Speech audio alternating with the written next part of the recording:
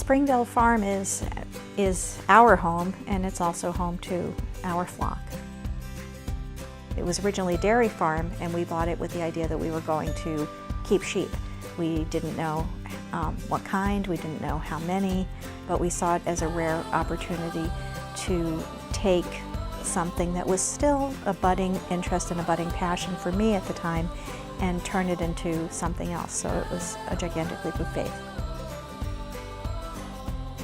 Adventures in Yarn Farming takes the reader through the life of a sheep farm in the course of a year.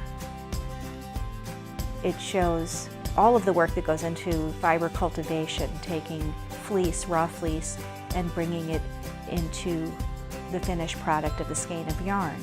But it's the backstory of what does it take to get the fleece. So it's not only the process of sheep to shawl or sheep to skein, it's the process of what does it take just to have the sheep.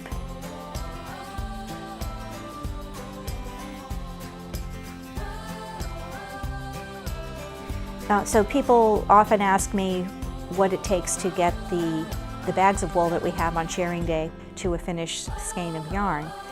We take each fleece and skirt the fleece, which means throwing it out on the skirting table and taking off any undesirable parts that you don't want to end up in the finished yarn.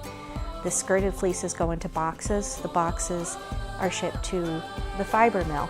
The fiber mill spins the fleece into skeins of yarn. The skeins of yarn are shipped back to the farm, and they go into the dye studio, and that's where I add the color.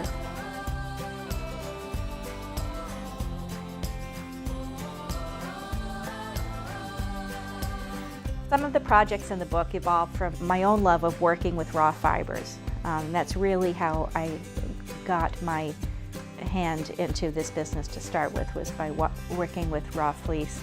And so I wanted to include several projects where people could work with it, beginning with the raw fleece. When people ask me why I'm doing what I'm doing, and we have friends that say, well, you don't have to be doing that, so why are you doing that?